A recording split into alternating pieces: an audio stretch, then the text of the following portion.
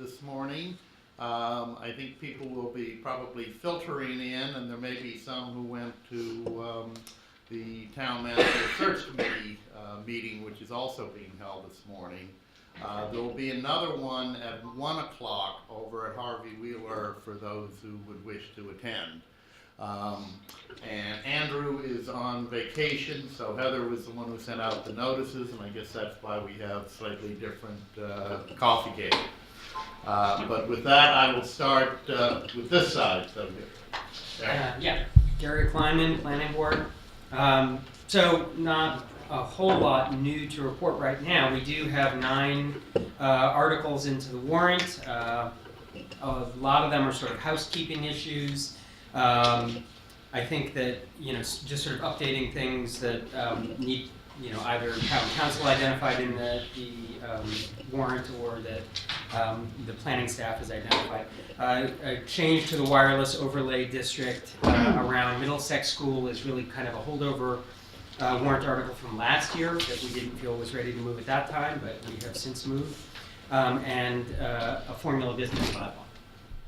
In terms of sort of new business, looking forward, we still have a couple of PRDs in front of us, 1440 Main Street and 430 Old Bedford Road. Both of those, the applicant has requested sort of some additional time. They're rethinking their strategies on both fronts, and we expect that those will come back to us probably in February. And where the planning board is looking over the course of the spring is to educate ourselves on housing.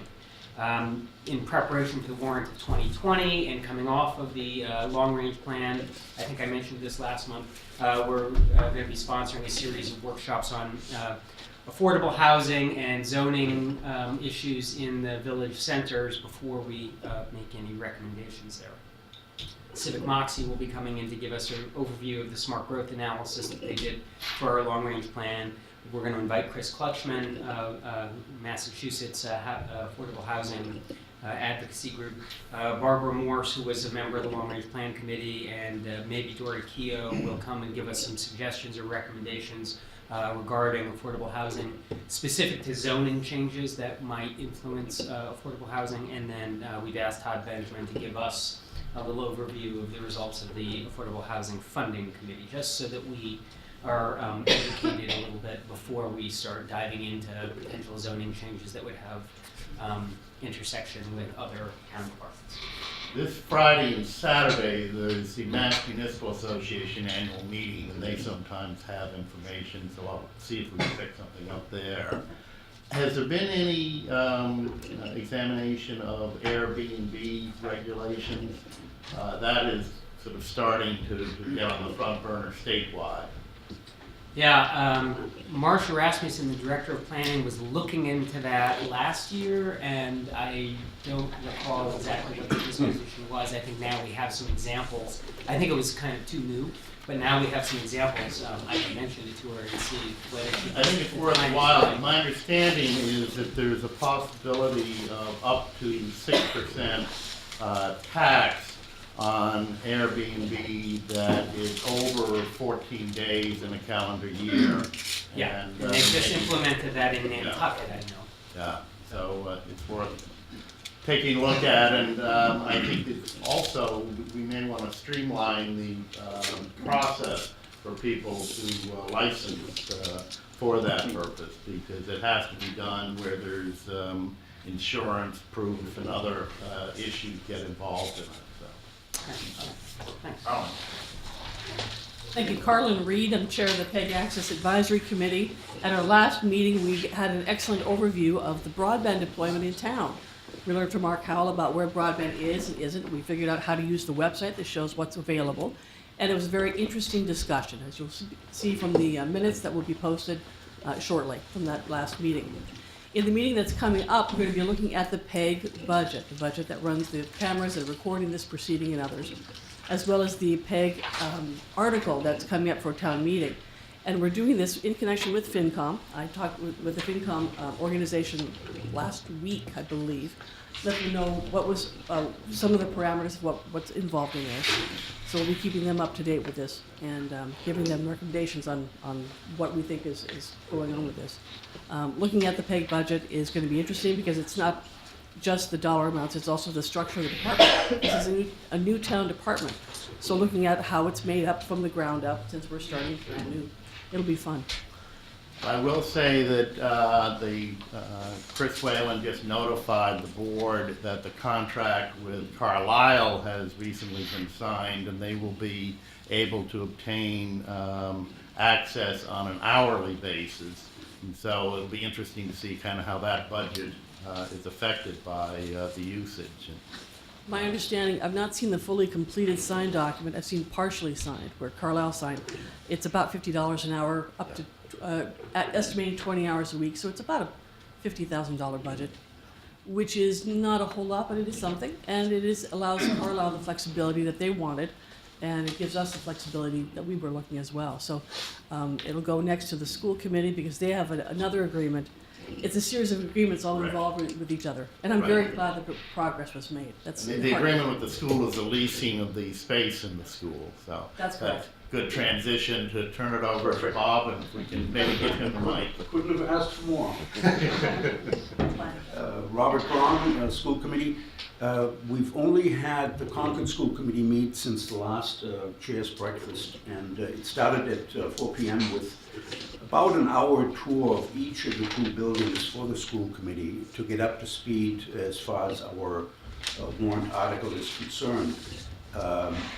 The main part of the school committee meeting at 6:30 on January 8th was to begin work on the what we call the CMS feasibility and design study, and primarily the community discussion thereof, because needless to say, this is a major project for the town. And This is the warrant article that you're correct. discussing. Yes, it's a still called a feasibility study, but we're still deciding what the right term is, because it's more than just feasibility, it's also design, and so we're trying to come up with a proper name.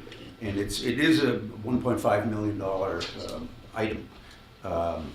So the community discussion, we feel, will include several tours that will be available on Saturdays and many other times, school committee coffees, public forums, and many other ways to reach out to the community. We would meet with various groups if interested and appropriate. Last night, the Facilities Planning Subcommittee met and began the part of this whole process, which is the educational visioning.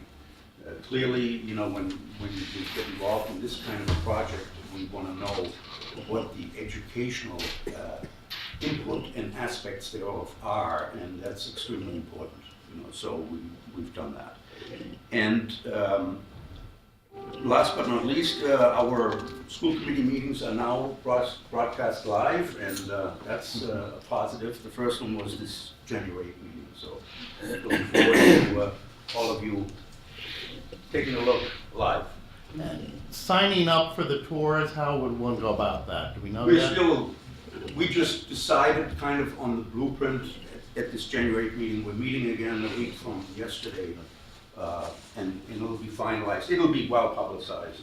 Because I think that's going to be important. I think $1.5 million is obviously a lot of money, and there's, I know, concern by the finance committee. And I think one of the dilemmas is that the feasibility study, if the program gets funded by the Massachusetts State program, they would have to some extent, start and do another feasibility study. Yeah, that is correct, but that's the position we are going to be in almost every year. Because we've been refused twice, if we get refused again, we're going to have the same issue over, and then again and again. And while we're waiting, the buildings are further deteriorating. There's more money needed to upkeep. That's really at some point gonna be a waste of time, a waste of money, because we will need a new building. Well, I attended yesterday morning the Concord CAN meeting, and there was a Right. discussion, and one of the points raised there was that a new school building, under the mass sort of requirements, might not be carbon neutral, whereas that's something that the state might that the town might very well want to spend the extra money to be able to have the sustainability issue dealt with. And that's another thing we're going to highlight, at least I'm gonna make sure, the carbon footprint is a major improvement. Yeah. And really, the high school, that subject was paid a lot of attention to, because when that opened, it was the greenest high school in the state. Great. Should we keep going around and maybe you come up to the table?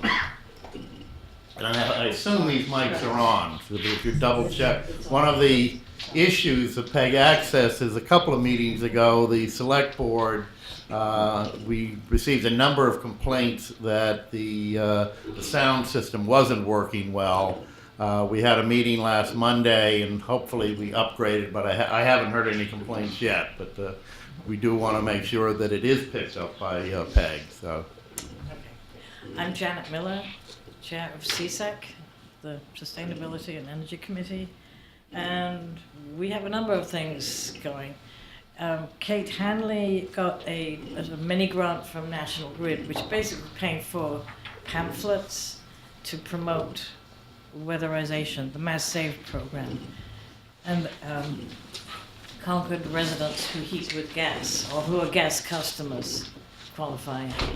Anybody who heats with oil or electricity, unfortunately, they don't qualify.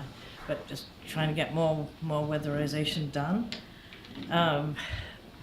We're also helping with publicity for electric vehicles. I'm on this electric vehicle working group, and right now we're busy trying to figure out how to facilitate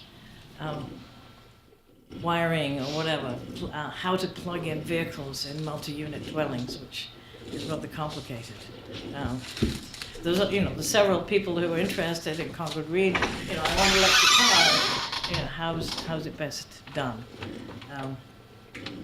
So if you don't know, just to give the publicity. If you have a fully electric plug-in vehicle, you can get a $10 rebate every month from your electric bill. If it's a plug-in hybrid, it's $5 a month. There's also a $250 rebate for installing a charger. And the third thing is we have just decided to have a sustainable landscaping fair, which we hope to have in May. We're just beginning the planning of that. So, Terrific. Well, sounds like we've got a lot going on. there's a lot going on, yes. Terrific, thanks. John, do you want to? Sure. I'm John Kratzley, the Vice Chair of the Community Preservation Act Committee. We finished our work and have a warrant article recommending distribution of $1.811,419 to 13 projects, 11 of which are town projects, 2 of which are, well, I guess you could say the library is a mixed town-private project. And 1 is the Concord Home for the Aged at 110 Walden Street, and we will be advancing that unanimously at town meeting. We have our letter from town council that all of the projects look legally appropriate. So I think we're ready to move forward Right. to town meeting. Do you have any questions in terms of the? Terrific, thank you. Yes. One second. Oh, of course. Hi, Nick Pappas, Climate Action Advisory Board. We've had 3 meetings so far, and 4th will be this evening at the Harvey Wheeler if anyone wants to come. We've gotten through the early phases of looking at the greenhouse gas inventory that an outside consultant prepared, and Kate had also asked them to give us some understanding of potential strategies and what the issues would be. And it's clear from what we've seen so far from that there's a huge swing depending upon what assumptions you make about how bad it's going to be. And selecting appropriate strategies to deal with that, whether the temperature rises this much or that much over the next 10 or 20 or 30 years. And so this meeting tonight, we're going to start to get into actual structure and the plan and, you know, what a climate action plan would look like and discuss that. Thank you. Any questions there? Keep moving along. Gordon Brockway, Chair of the Light Plant. We just finished up reviewing the budget, and I guess some news I wanted to share with you guys is that we applied for to participate in a program that the state is making available to municipal light plants that is in place of SREC 1, SREC 2, and now the latest version is the SMART program. We are not allowed to participate in the SMART program, so that means that if you put up a solar panel in Concord, you won't be able to benefit from the renewable energy credits, the solar RECs that are generated from that. So what the state has decided to do instead is offer a generous rebate. It involves basically a co-pay or rebate, matching funds, I guess, between the light plant and the state. And it'll work out to, I think it was $1.20 a watt, $1.20 a kilowatt. So anyway, the word on that isn't final, but keep an eye out for it. And hopefully this will be an incentive for people when they're building a new home. They could take that. There are still some other benefits for solar, some tax credits. Put in electric heat, electric hot water, solar panels, and go zero net energy. More information will be available where? We'll be hearing, look in the light lines, and it should be coming up. I don't think it'll be in the next one because the state hasn't announced it, but I think perhaps one after. Those would be incentives for the homeowner who's generating. Sorry, my mic on. Those are benefits to the homeowner. They wouldn't go towards any of the capital investment up front, would they? This is a rebate that would only be useful at the moment when you're building it. Oh, so this would be an incentive for developers, for example, Yeah. who are building a new home. Good. Now, okay. Sue, why don't you? Susan Bates, I'm listening to. Okay, Mia. Mia If you Glenn. would come Sorry. forward, that would be great. Mia Glenn, Historic Districts Commission. It's been unusually quiet for us. We had to cancel our first January 3rd meeting. It's the first time in 6 years that I've seen us had to cancel a meeting for no applications. Just two things for us. We have some issues with the Concord Museum new building. We're working with the building inspector on a fairly significant list of discrepancies between the approved plans and the as-built plans. There's a new director of the museum, Tom Putnam, and he's been very receptive, is going to work with us hopefully to resolve as many of the issues as we can. Some of them we can't resolve. For things like, windows that are narrower than they're supposed to be, and we can't take down the building. But Shades and that type of thing? yes, so Maybe. there's a lot of things we can do, and we will work through that over the course of the next couple of months. Secondly, we are looking for one new person. It is a planning board nominee.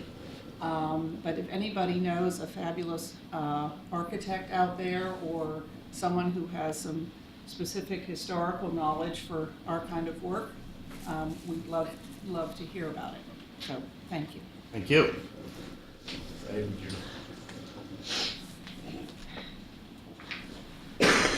Ray Considine, Board of Health. This is going to be a very brief report. We did not meet this past month, so there's really nothing on our agenda. But next month, we will be meeting and we'll be discussing what the board might be able to do with the vaping issue that seems to be, growing tremendously across the country and certainly here in Concord. So that'll be the principal agenda item for our meeting next month. Okay, thank you. Thank you. Wow, you-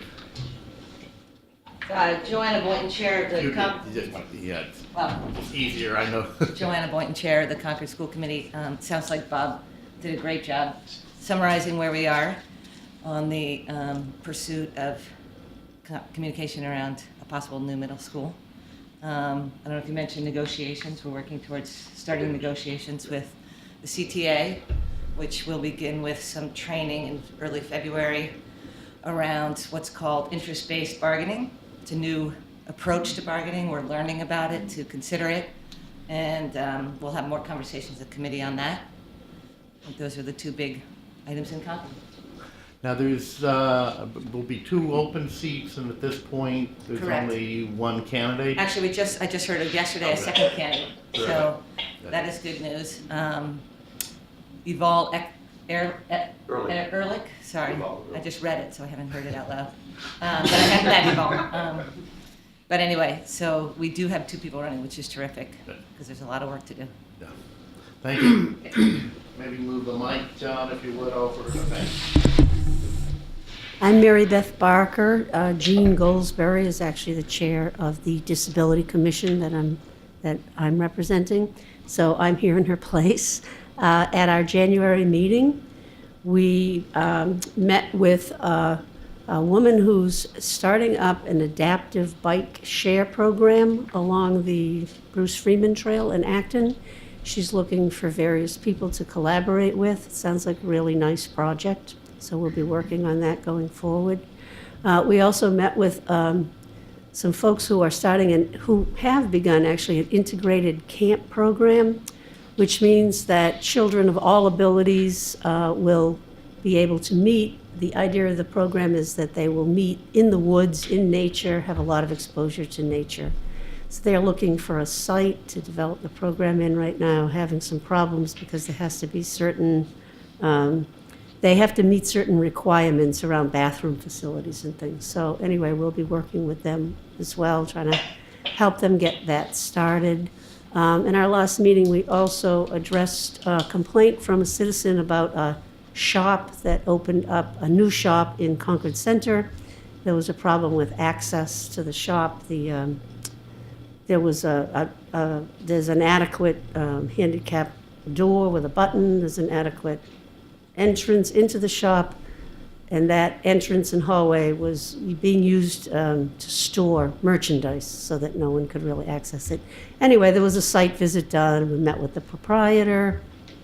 Things were, I think, resolved. We'll do some site visits going forward into the future just to make sure that that remains resolved and they don't fall back. In general, the commission has met with various organizations, have come to us for consult and advice on how to renovate and make sure that their space is friendly to people with disabilities. So ongoing, we'll be doing that.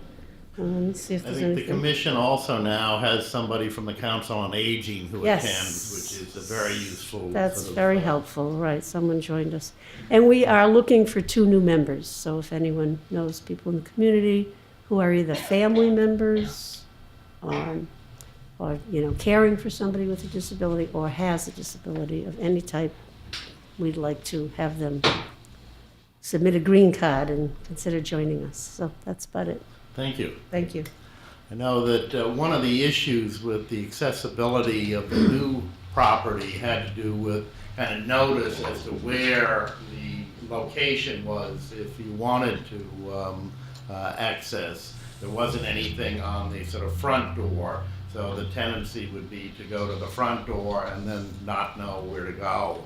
So that was one of the problems, and I think we need to kind of make sure that when a certificate of occupancy is granted, that that becomes part of the process of notification. Yeah. One thing I'd like to add is that one of our members is working with the building commissioner, I guess, on defining what the process is when a person finds that there's a building, a public building or private, that they cannot access. What is the process for reporting that and getting the problem addressed? Remedies, right. You know, if it needs a remedy beyond just dealing with the proprietor on your own. So that's, and we'll put that process in the form of steps and publish it on the website that we have. So, that's- Thank you so much. Yes. I just have a question Yeah. about this. Susan Dates, I'm on Personnel Board, I have nothing to report.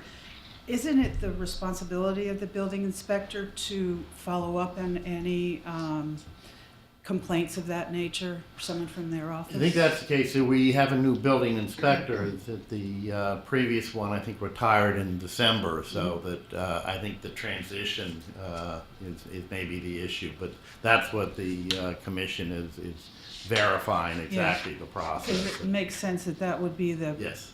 party to do it. Okay, thanks. What makes sense isn't always what is. Right, right. But Unfortunately. but as opposed to a volunteer committee Yes. taking on that responsibility. Yes, absolutely. Thank you. It makes sense if it's an actual building issue as Yeah. opposed to just, you know, like that situation, everything building-wise was in place. The proprietor just wasn't being thoughtful about storing the merchandise so that it couldn't be used, you know, Yeah. so sometimes a volunteer, I mean, if it had been an actual building issue, there was a step or a barrier. If it's an actual condition on the building permit, then the Yes, building then it inspection would be the services building is the enforcement mechanism. Okay, Yes. the only reason I bring it up is because I did work for an institution in Concord, and we did have that issue, and Lori Lavoli showed up at my door and said this was reported. It was a handicap access bathroom that had things in it that shouldn't have been. So that's what prompted my question, that even though it wasn't a building structure or it was an access to the restroom issue, and they addressed it, so. Okay. This gets more complicated if people have to circle around. That's okay.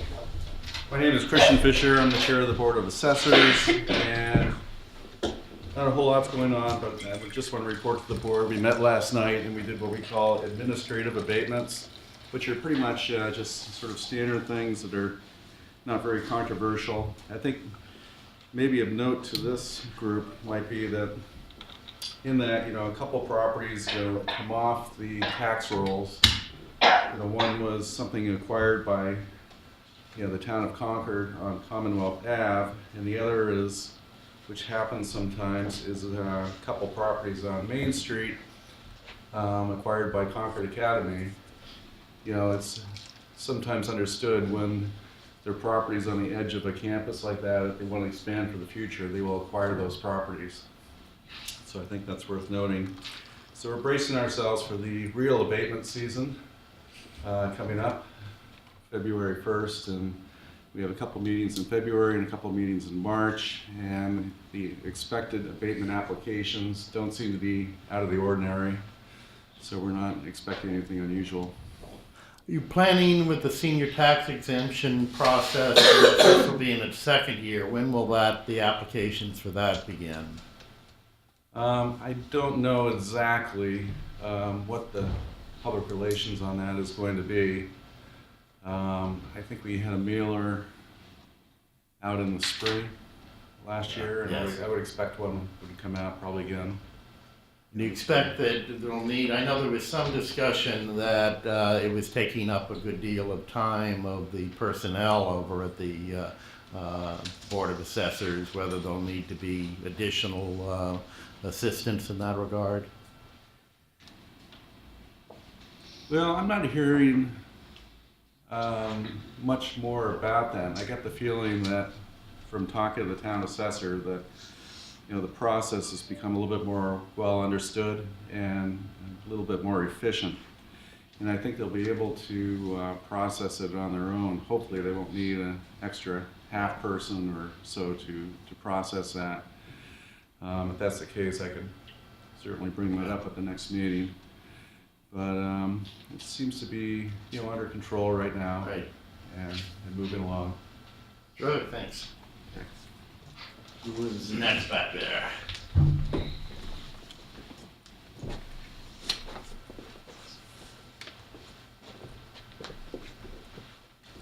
Morning. Hi, I'm Sally Clutter, and I'm presently the chairperson of the Hugh Cargill Trust Committee. I don't think we've been here too many times recently, and we do change our committee assignments every 6 months. There's not much to report. We have 5 funds that we oversee, and recently we did distribute money from the Silent Fund for the holiday gift program, which we have for financially challenged families and singles and seniors. Interestingly enough, you were just talking about tax relief. The tax relief program of the Hugh Cargill Trust has been helping people, including seniors, for many years now. And January 1st was the first time that the senior means tested tax program became available to the senior residents in Concord. This was actually applied retroactively to quarters 1 and 2. We had to help our seniors. There are a number of seniors who already received tax relief from the Hugh Cargill Trust to see how these 2 programs would coordinate for them.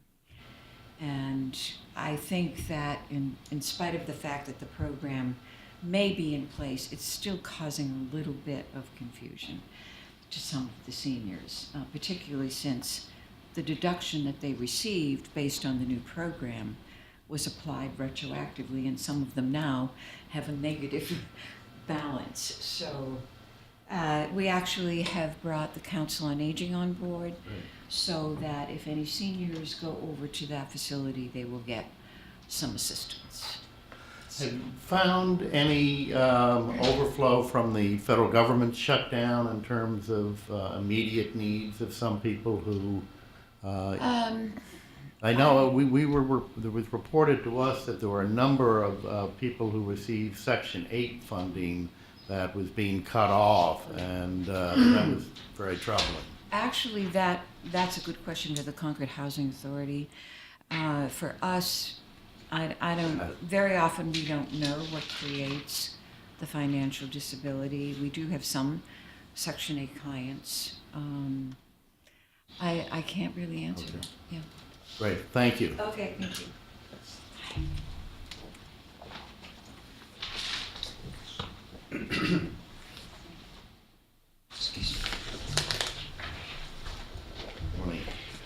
Morning. Carmen Jacquier, the White Pond Advisory Committee. Our last meeting, we were going over our recommendations again to the Select Board. We're waiting for our meeting with the Select Board to present them, kind of refining them and figuring out how we can get them implemented. Our most important recommendation is in regard to the farm fields, and we're trying to garner some support for that because we really think that the White Pond has a very undersized watershed, and everything is so important. Most of it's got development on it. But those farm fields and the other end of the pond around Sachems is the only kind of open space.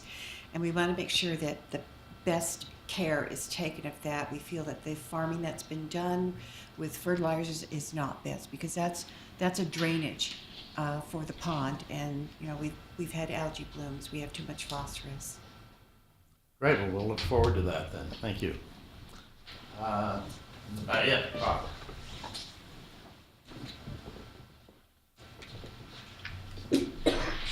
Hello, good morning. Todd Benjamin with the Affordable Housing Funding Committee. I'm the chair of the committee.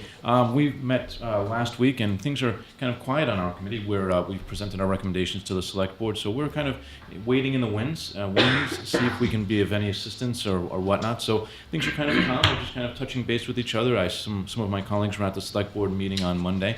So we're just we're here if you need us. We're ready to jump into action if the need arises. I think a good part of the board meeting on Monday had to do with the 3 warrant articles and how the funding, the mechanisms that would take place, and then what would be, where the monies would be held and who would have the authority to make expenditures. So that's being worked on. We appreciate your earlier work. Yep, no problem. If there's any further things that we can do, don't hesitate to reach out to us. We won't. All right. Thank you. Yes. One question, Todd. Todd, it's Garland. From Monday's select board meeting, I thought there were 4 warrant articles dealing with affordable housing. One of them being something new that was created during the proceeding, dealing with authorization to create a Concord Affordable Housing Trust. Do I remember that correctly? Yes. So there's a 4th one that's involved in that too. That's right. Yep. And I think the thinking is that, if you will, the 4th one kind of was implied with the other 3 because we needed to have a mechanism, so. Right. And our report to the select board discussed recommendations, but we left it to the select board as to which formal mechanism would be employed. But yet there certainly needs to be a vehicle of some kind to hold the onslaught of funds that we all expect is going to flow into this so that we can address this issue. Time will tell. That's right.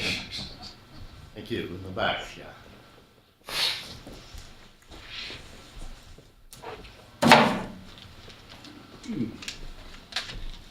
I wonder if in the inventory of electronics, there might not be a portable microphone.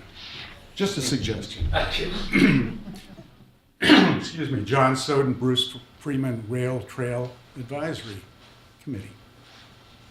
Phase 2C, which everybody must be familiar with now, which is the construction that's ongoing.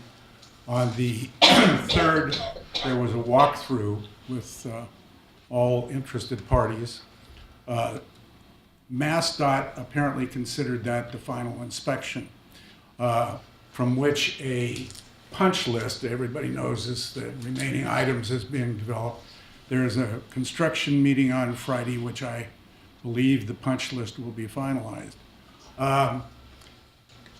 The issue about using the trail now after, quote, the final inspection apparently has to do with maintenance and who's responsible for the maintenance. The contractor currently is until the town accepts the trail, and I don't believe the town is interested in doing maintenance until the spring. So the gates have been opened and now they're closed again. So I believe the contractor says, if we're still responsible for the maintenance, well, then the trail's closed. Phase 2B, which connects Acton to the prison with the bridge. The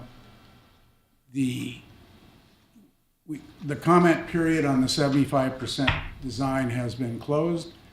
The comments were received and we expect the final drawings on the 26th of this month, which means bid documents can be prepared. And again, we hope to have that out for bid sometime, maybe late summer.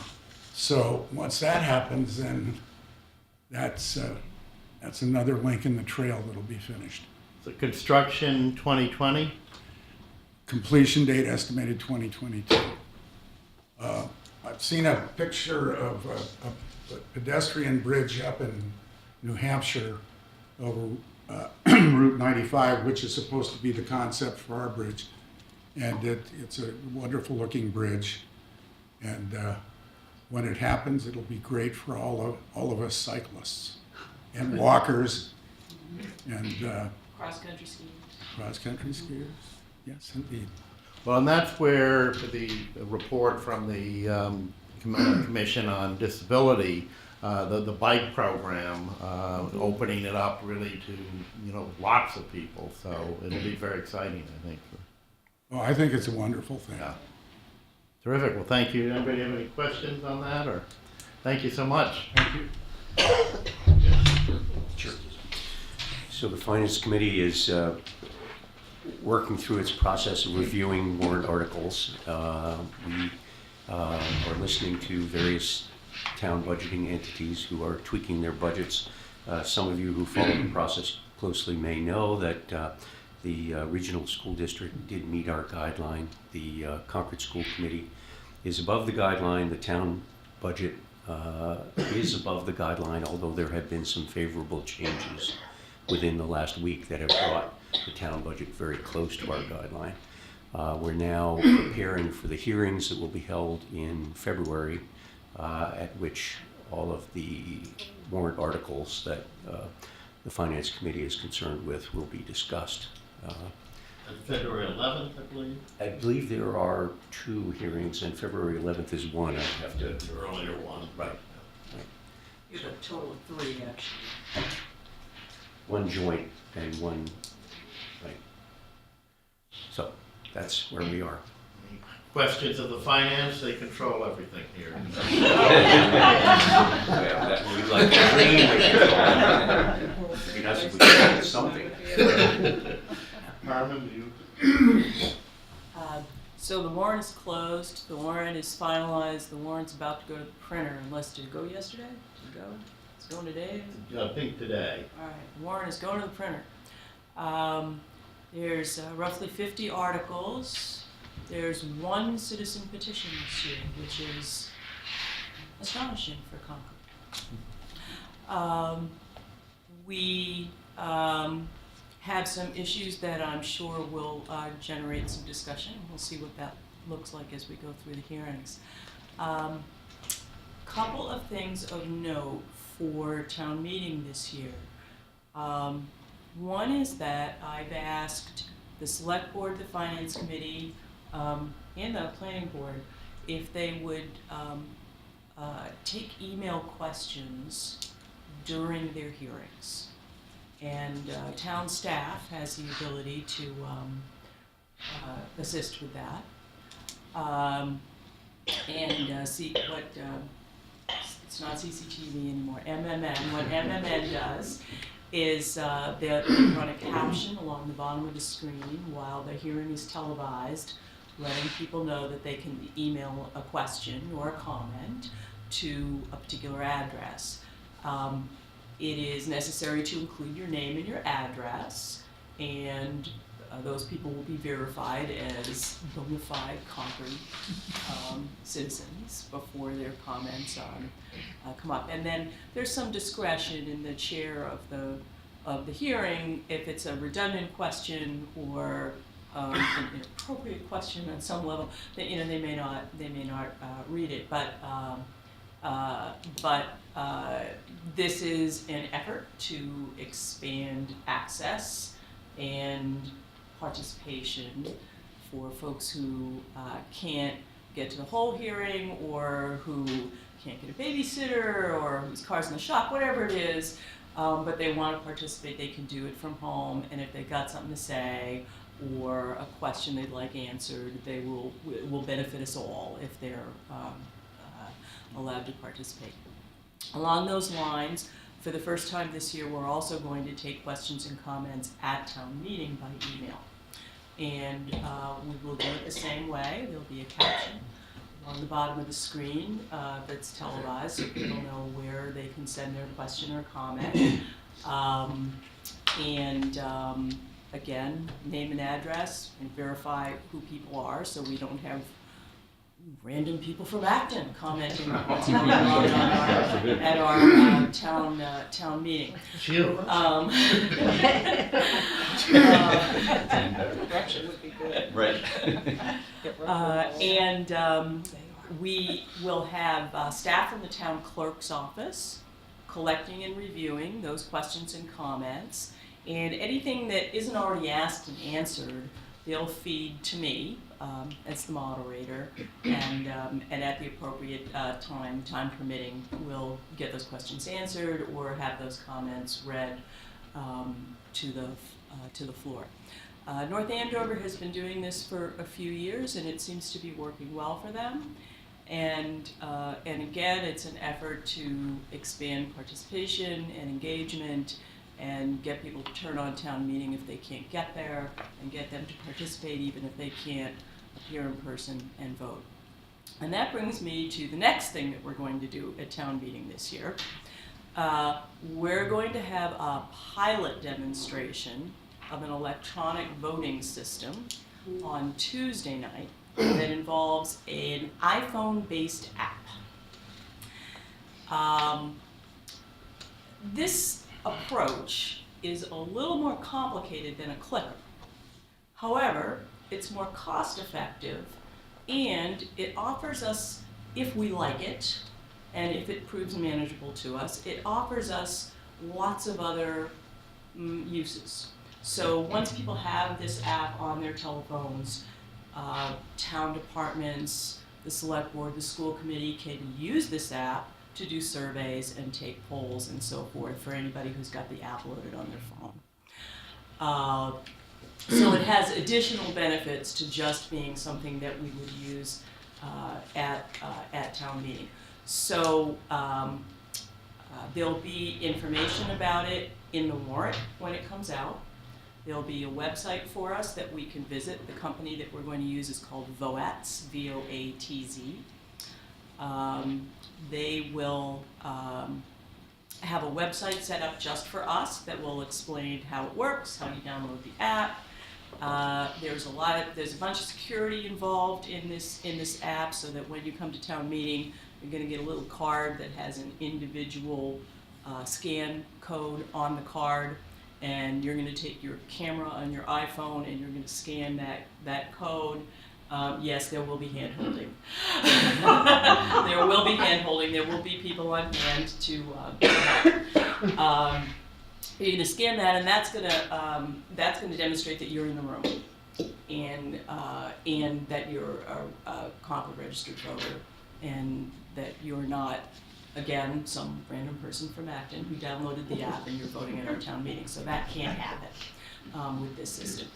For people who don't have smartphones or don't wish to download the app, there will be an iPad. There'll be several iPads at the meeting that volunteers will pass around so that people can use it. And for those people who would be just as happy to have other people participate in the experiment, there will be an area they can sit and they can put up their paper ballots. That'll be fine. We're also going to distribute paper ballots to everybody so that if we have some breakdown in this exercise, we've all got our paper ballots and it'll be fine. If we like it, it's also going to lead us to the question of how do we want to use this going forward. There are many towns who use electronic voting for every question on their warrant, every article, every vote, and there's an argument, I think, that actually slows some votes down, because on a non-controversial quick vote, there's nothing faster than sticking your ballots up. So there's an argument that it slows it down. There's also, undeniably, it creates a secret ballot on every vote, and some people think that's a great thing. For example, there are folks who are merchants in town who might have felt that for years they couldn't vote on a controversial article because no matter what they did, half their clientele was going to be mad at them.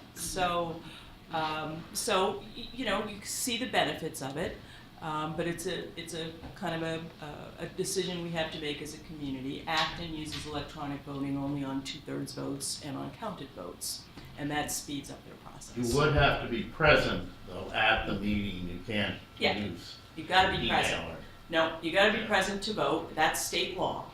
But another reason to look at this particular technology, which is a phone-based app, is that down the road, long term, if we wanted to explore being a community that was out there asking for home rule legislation to allow people to vote from home while they were watching on TV using the phone-based app, this app can be developed with appropriate security to allow us to do that.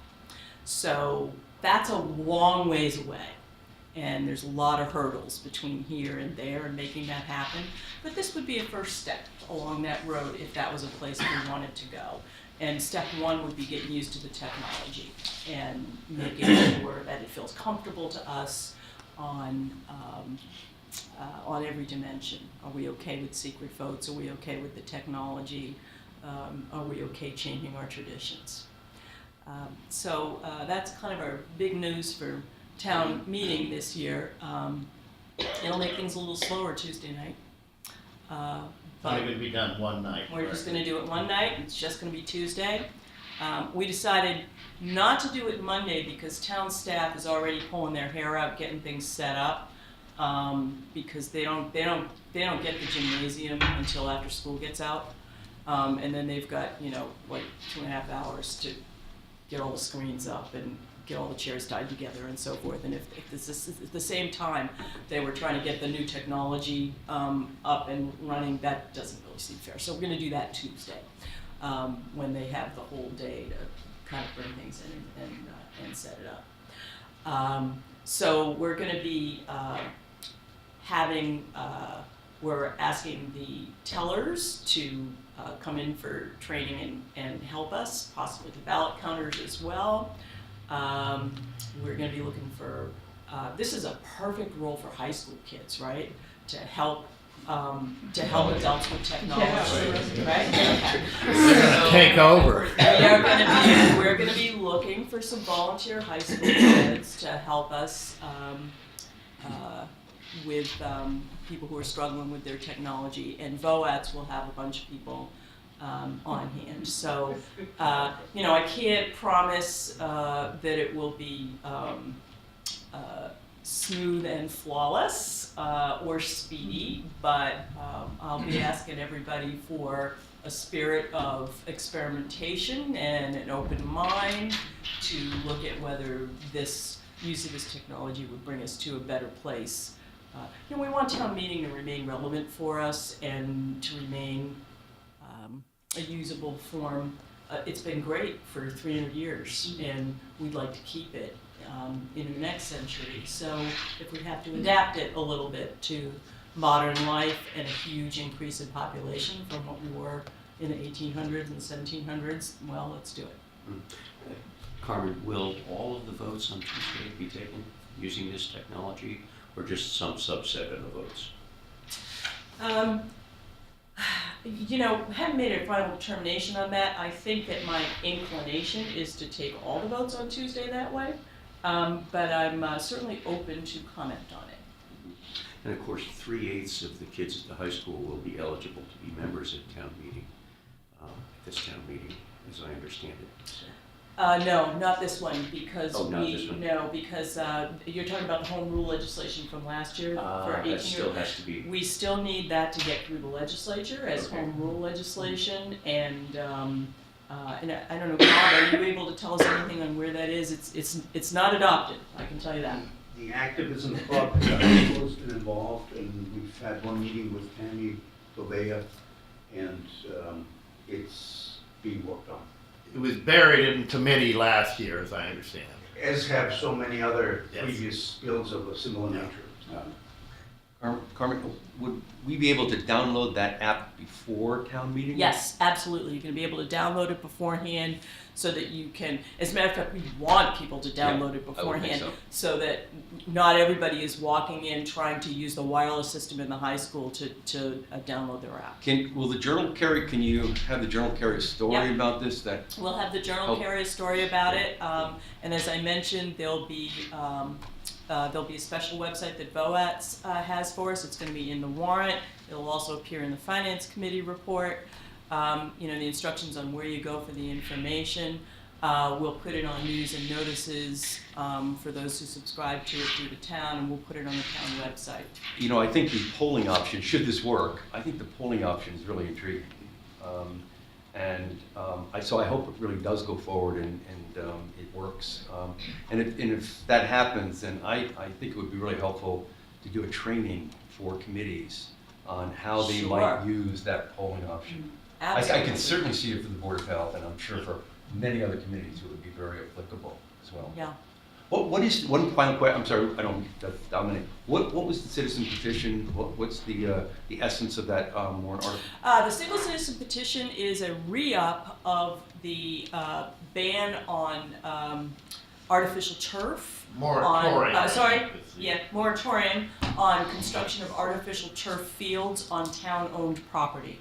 That had been in place, and I think it expires soon, and so this is a continuation of that. It was a 3-year moratorium with the thought that there would be more research and information regarding the issue, and that really hasn't been put forward the research. Still underway. Still underway, so the thinking is that another 3-year moratorium would be So appropriate. this would continue, simply continue the moratorium until Exactly. that research is conducted? Yes, Yeah, on it's really town. status quo. Yeah, Okay. town-owned, yes. Carmen, is the And warrant, again, into the mic if you would, just is easy. the warrant online now? Is- No, not yet. It really, it doesn't go online until it goes to the printer. And actually, yeah, it's really got to go to the printer because things could still change until it actually goes to the printer. So sometime in the next week or so? Okay. And there'll be an announcement through the, whatever online news thing we get that's available. Okay. Second question is on the, if people want to comment at hearings by email, I'm trying to imagine a process where you really validate that they are a Concord resident and they say who they are and not So- just someone who says they are? We have a book, which is affectionately known among town personnel as the Nosy Book, which lists every resident of Concord by address and by last name. And so it's. But not their email address. Hmm? But not their email address. Oh, no, it doesn't, and so it doesn't matter, but, so they have to identify in the email, my name is Bob Smith, I live at, 9 Main Street. So it's the name and the address that we check. I can get that online. Hmm? I can get that information. Anyone. Well- can. Any number of residents would say Bob Smith and not. Somebody could say, I live Yes, there. well, that's true. But they That's can't true. vote. They can just The ask. the way around that might be some sort of pre-registration, long-term, not. Long term, right? right. So that we know what people's email addresses are, at least for this Yeah. purpose. Like, for instance, I have multiple email accounts, and I can have just one be the one that I give you for that, so Yeah. that they'll all be. Yeah. So, you raise a good point, and I think that, I often feel like my primary defense against, for example, wiretapping is that fundamentally I'm not that interesting. So, But there are some people in some towns that find this very interesting. yeah. Well, you know what, and especially if we had something like a water bottle ban on the warrant that had a lot of outside the community interest, you could see that we would be pretty vulnerable to people heckling from the Yeah. outside. Yeah. It's a good time to start. That's Yeah. good. Yeah, Start, do it yeah, right. yeah, from the thanks for beginning. raising that point. But I have been at meetings where non-Concord residents recently have been present and making comments, and I didn't even realize they weren't from Concord. Yeah, well, there you go, yeah. Yes. So if the electronic voting is going to take place on day 2, does that mean that it'll be all the school articles and the affordable housing articles that'll be subject to this? So I assume that I would expect that we'll be done with the school articles on the first day of town meeting. That would be my expectation. So it was on the first, okay. Yes, because typically we deal with all the town and school budget issues, and we get through all of those on the first day. That's typically what happens. So that's my expectation. I do think the affordable housing articles would end up on the second day, and that we then probably would end up doing those by electronic voting. Any other questions or comments? I'm assuming the reason we only have the one citizen participation is that the committees are doing such good work that There you people go. didn't feel any need to go outside of that mechanism. So thank you all, and enjoy the rest of the day. As I said, 1 o'clock there is a meeting regarding the town manager search over at Harvey Wheeler. Thank you all.